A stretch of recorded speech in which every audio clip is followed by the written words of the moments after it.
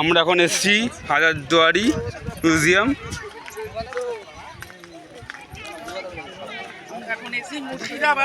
আমরা এসেছি মুর্শিদাবাদ হাজারদুয়ারি মিউজিয়ামে এসেছি আমরা। গাইড দাদা রয়েছে এখানে। আর আপনার নাম কি একটু বলবেন? আমার নাম হচ্ছে মিন্টু শেখ। আচ্ছা, ঠান্ডায় আসুন, ঠান্ডা থেকে স্টার্ট করবো। ঠিক আছে, জানাবে ঠান্ডায় বলতে হ্যাঁ, রোদ্দুরে বোঝানো যাবে না। না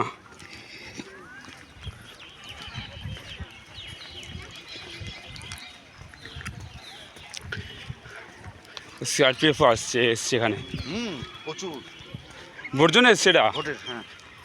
আমি ওটাকে এসে গেছিলাম তখন, ওটাই ছিল তখন ওখানে, এখন ওটাই এসছে। আসো,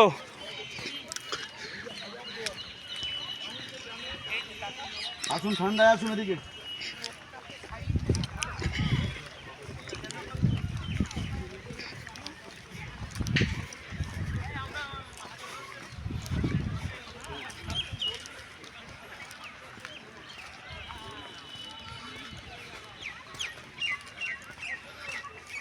হ্যাঁ হ্যাঁ দা বলুন। হ্যাঁ, সবাই আসুক বলছি, সবাই আসুক। আসো, আসুক, তাড়াহুড়ো নয়, আসুক।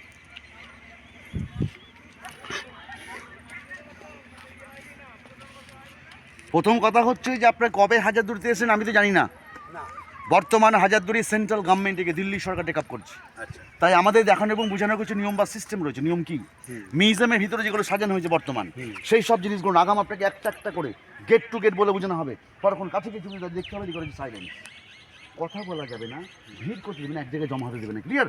ওই জন্য আগাম আমি যেগুলো বলে দিব, বুঝিয়ে দিব, ঠিক সেগুলোই কাছে দেখবে লাইন। ক্লিয়ার?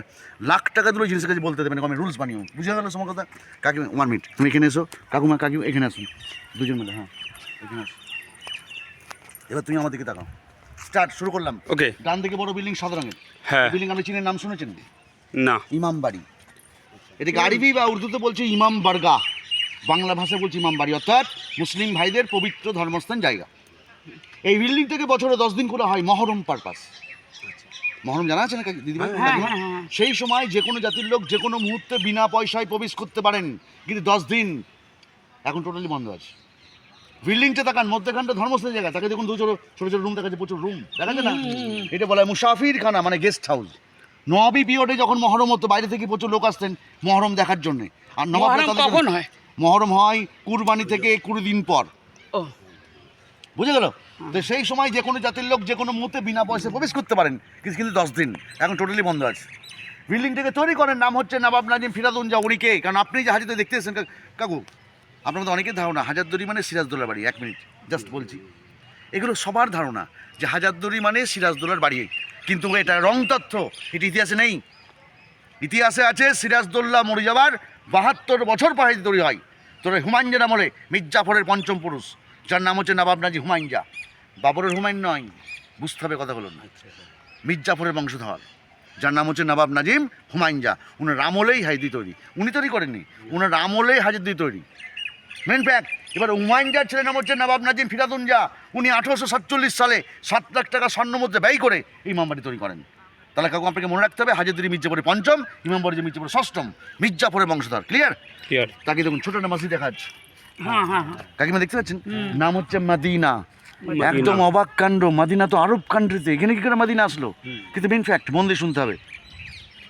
সিরাজের মা আমিনা বেগম, সিরাজের মায়ের নাম আমিনা বেগম।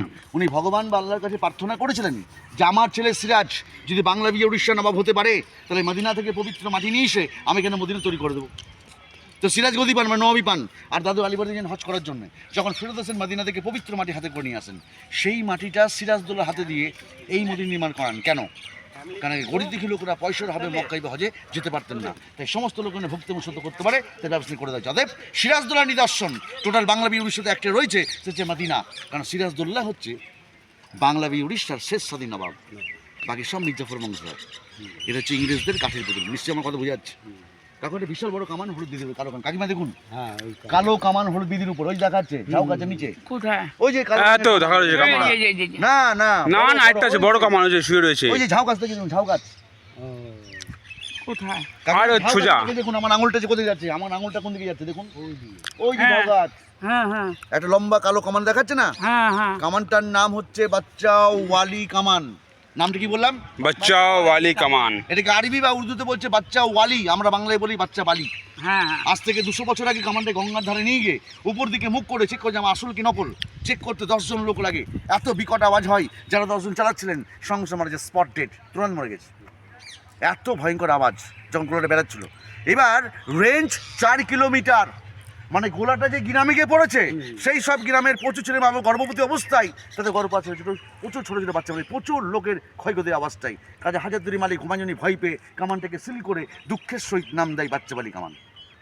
তার মানে আদৌ কী নাম ছিল কেউ জানেন না পরে নাম হয় বাচ্চাবালি কামান এখন এর ওজন হচ্ছে 16,880 পাউন্ড মানে 8,000 কেজি মানে 8 টন রেঞ্জ 4 কিলোমিটার 12,18,000 আর নাম বাচ্চাবালি কামান ক্লিয়ার তাকিয়ে দেখুন সামনে ঘড়ি ঘর হ্যাঁ কাকিমা এই ঘড়ি ঘরে নবাবী পিরিয়ডে চারদিকে ঘড়ি চারদিকে ওই যে গোল গোল করা আছে না হ্যাঁ হ্যাঁ ওই চারদিকে রয়েছে আর চারদিকে সময় দেখা যেত একই সময় চারদিকে দেখা যায়। হ্যাঁ সময় দেখা যেত সেই সময় আমরা শুনেছি সেই সময় যে ঘড়ির যে পার্স ছিল সব সোনার ছিল সোনার চুরি বা নষ্টবার দীর্ঘদিন অচলে পড়ে থাকে আচ্ছা, এখন সেন্ট্রাল ঘড়ি না। গভর্নমেন্ট নেওয়ার পর নতুন করে একটা অটোমেটিক পার্স নিয়ে এসে একদিক সেটিং করা যে ওটা আমি দেখাচ্ছি এখনই ও হ্যাঁ বাকি 3 দিক নেই কাকিমা বুঝে গেলো কাকিমা এবার যাচ্ছি কাকিমা আমরা সিঁড়ির উপরে আমি উপরে নিয়ে যাচ্ছি 3টে জিনিস আপনাকে দেখানোর জন্য আর এই 3টে জিনিস যদি আমি না দেখাই মাইন্ড নেবেন আমার কথা হ্যাঁ জানতে পারবেন না কোনো দিন আমি কি বলতে যাচ্ছি আপনাকে প্রথম তাহলে সিরাজদৌলের বাড়ি গেল কোথায় এটা 1 নম্বর দ্বিতীয় হচ্ছে যেটা আপনি দেখতে এসেছেন হাজারদুয়ারি এখানে সত্যি হাজার গেট আছে কি না আর তৃতীয় হচ্ছে যে আমি যেটা আমি দেখাতে যাচ্ছি সেটা কি তাকিয়ে দেখুন দুপাশে তো সিংহ দেখা যাচ্ছে সিংহ এই কামানের পাশে একটা সিংহ আর সিটের মধ্যে একটা কিছু সিংহ এটা হচ্ছে ব্রিটিশদের রাজৌক সিম্বল আমাদের ভারতের অশোক স্তম্ভ হ্যাঁ হ্যাঁ হ্যাঁ কারণ কাকু আপনি যে হাজারদুয়ারি দেখতে এসছেন ভালো করে কাকিমা মনে রাখবেন এই হাজারদুয়ারি কোনো বসত বাড়ি নয় হাজারদুয়ারি কোনো রাজা বা নবের বাসস্থান নয় হাজারদুয়ারিতে একটা রাতও কেউ রাত কাটান নেই এটা কি এটা আমরা পড়েছি যে হাজারদুয়ারি মানে হাজার গেট কিন্তু মেন ফ্যাক্ট তার আগে এটা কি কাজে ব্যবহার হতো কাকু বোঝাচ্ছে না সেই সময় এটা ছিল ব্রিটিশ কোর্ট এখানে বাংলা বিহার আর উড়িষ্যার বিচার করা হতো এবং বাংলা বিহার উড়িষ্যার ক্যাপিটাল এখানে জমাবদ্ধ তো মুর্শিদাবাদ ছিল রাজধানী যেটা এখন দিল্লি হ্যাঁ। তাই দোকানে ব্রিটিশ সিম্বল সিংহ আমাদের যেমন ভারতের অশোক স্তম্ভ এটা ব্রিটিশ সিংহ কারণ হাজারদুয়ারি ব্রিটিশ কোর্ট ও ব্রিটিশের কোট ওর জন্য এতটা কথা দূর? বুঝে গেল না হ্যাঁ, হ্যাঁ। তাই কাকিমা এই সিংহের থেকে সঙ্গে দূরত্ব হলো 112 ফুট 6 ইঞ্চি আর টোটাল সেই ধাপ হচ্ছে 37টা পাথরের কিন্তু কাকিমার কাকুকে একটু কথাটা মনে করে দিই কাকিমার কাকুরে এসে নবাবের দেশে নবাবের জায়গায় হ্যাঁ কিনা কাকিমা হ্যাঁ তাই যেমন তেমন সিঁদুর উঠবেন না দুজন মিলে একটু নবাবের স্টাইলে নবাবের মতো অবশ্যই চলে আসেন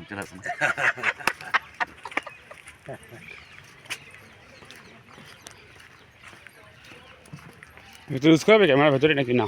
না ভিতরে করা যাবে না ব্যান্ড বাজানো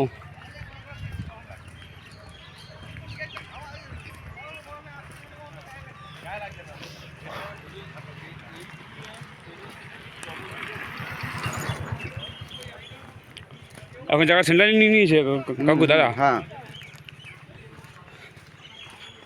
সেন্ট্রাল নিয়ে নিয়েছে বড় ব্যাপার না এটা অনেক বড় ব্যাপার সেন্ট্রাল নিয়ে নিয়েছে পুরো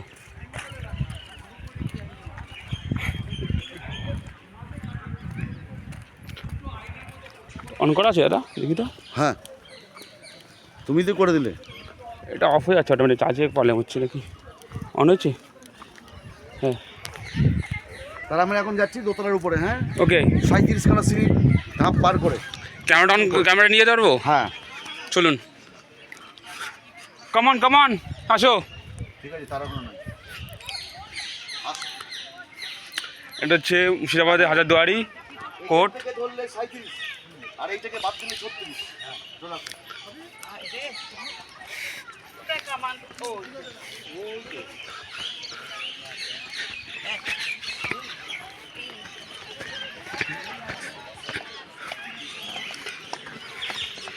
ষাটিটা সিঁড়ি আছে দাদা তার মানে তাই তো 37 হ্যাঁ 60টা সিঁড়ি আছে এখানে টোটাল আমার ভেতরে ঢুকছি ওভার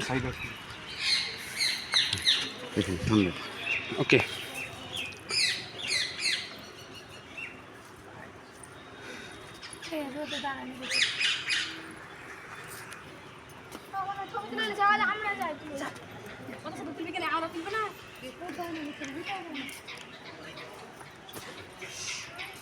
কাকু ঠান্ডায় কাকিমা আসুন, ঠান্ডায় দাঁড়ান।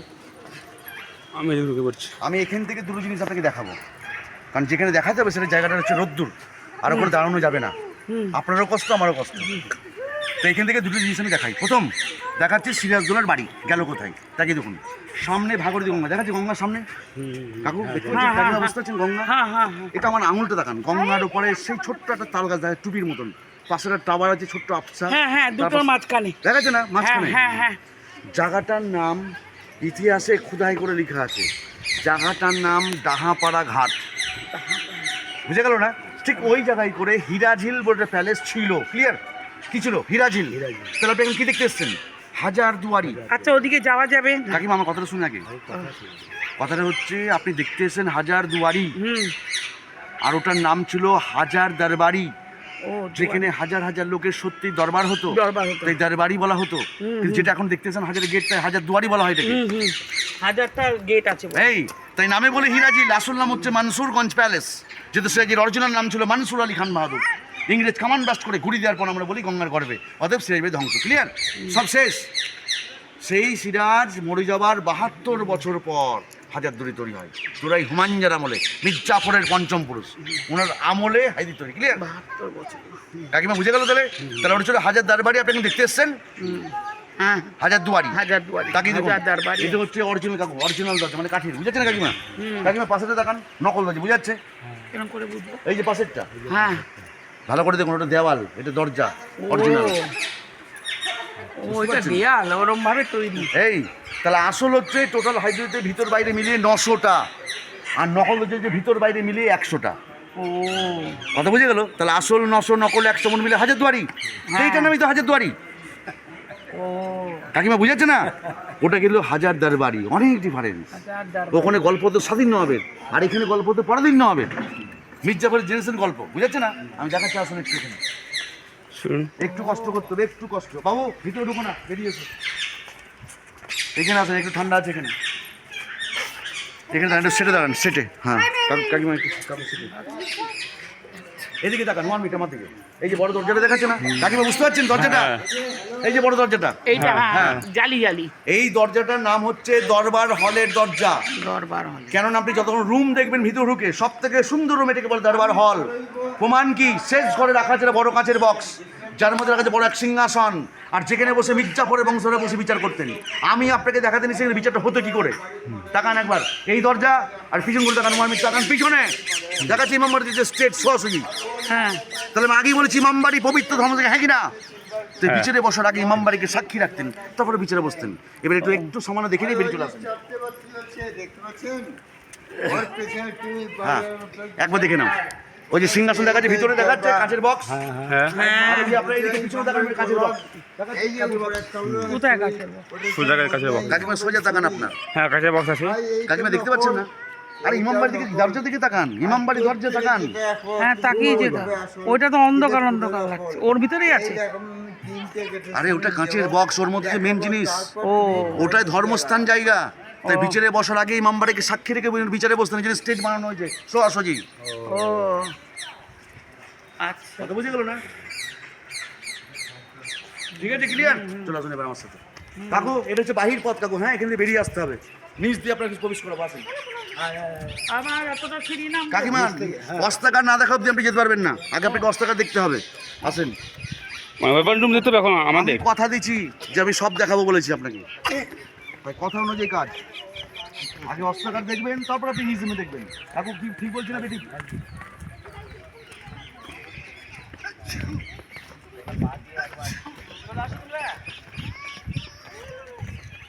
তাহলে কাকু আরেকবার রিপিট, ইমামবাড়ি, ইমামবাড়ি, মদিনা মসজিদ, মদিনা। বাচ্চাবালি কামান, আর সামনে আপনার ঘড়ি ঘর দেখাচ্ছে। আচ্ছা।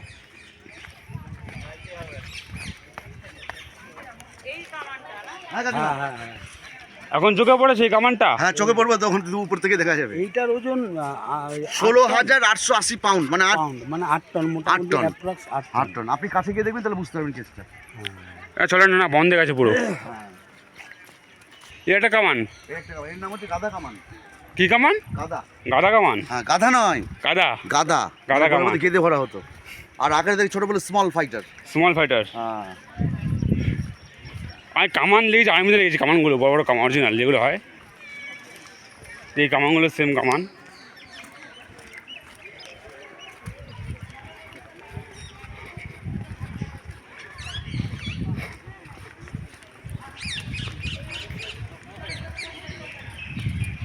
আসলে হুম।